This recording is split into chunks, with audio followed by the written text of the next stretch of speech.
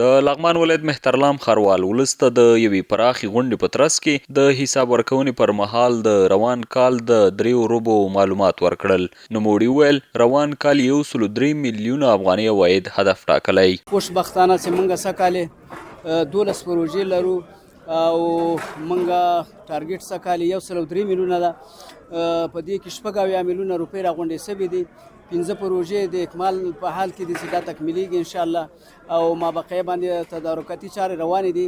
اب هم زل انشاءالله چې بس د هغې یو شرکت سره موږ لاسلیک وکړو او بس کار ورباندې شروع کوو.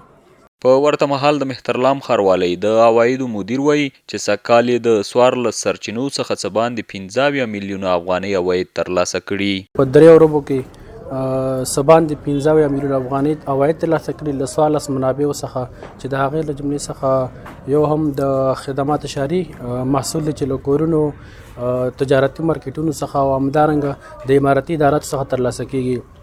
بل د جواز برخې څخه عواید ترلاسه کړي. همدارنګه د ښاروالۍ د مارکیټونو دوکانونو څخه عواید ترلاسه کړي او حریم سرک چې تهجعي ورته ویل کیږي له هغې څخه عواید ترلاسه کړي او همدارنګه د نورو منابعو څخه عواید ترلاسه کړي.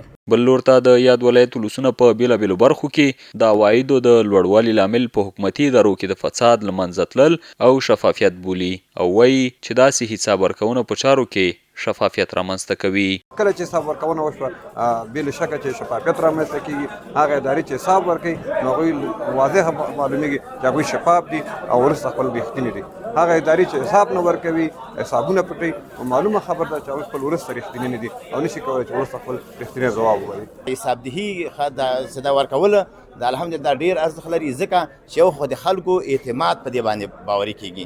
ځکه چې دغه عواید چې کله راټولیږي نو خلک لکه د تیر نظامونو په شکل باندې خلک به داسې فکر کوي چې آیا دا حساب زمونږ د جمع کیږي څه کیږي. نو الحمدلله نن په غونډه کې چې هغه کومه پروګرام هغه ډیر په شفاف طریقه سره حسابدهي عواید هم راجمع شول او حسابدهي هم بیرته ورکړل شوه. د یادونې ده چې مهترلام ښاروالۍ د هرې روبې په پای کې ولسونو ته د خپلو فعالیتونو لاسته راوړنو اړوند حساب ورکوي.